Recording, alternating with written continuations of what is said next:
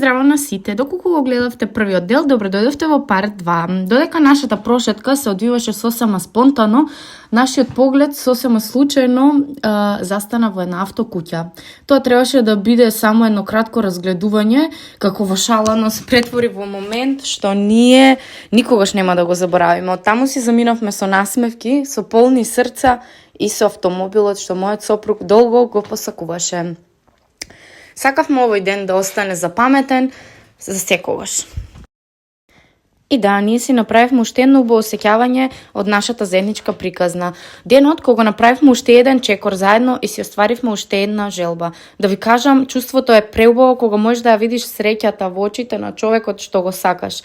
Овој ден долго ќе го паметиме, исто како изминативе 12 години. И најубавото од се е што овој пат нема се враќаме дома со воз, туку со нашата нова Фифи и со срца полни.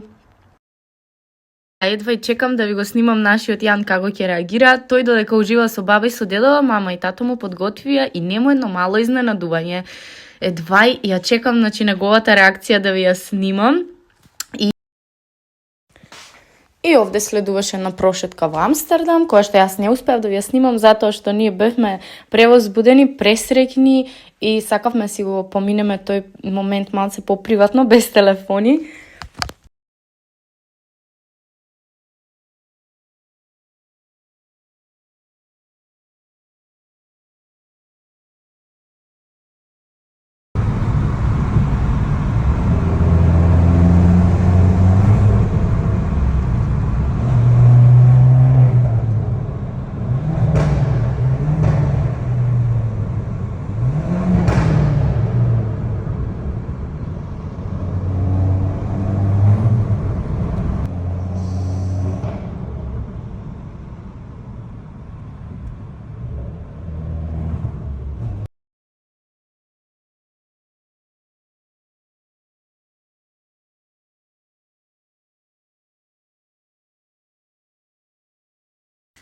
Овде веќе стигнавме во хотелот, а јас ви направив хотел и рум тур.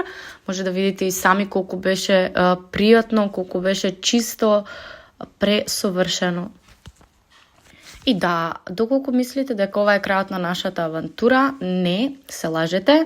Продолжуваме во парт 3 да видите што се деси следно и каде бевме. Изгледате го до крај и уживајте. Се гледаме утре во парт 3.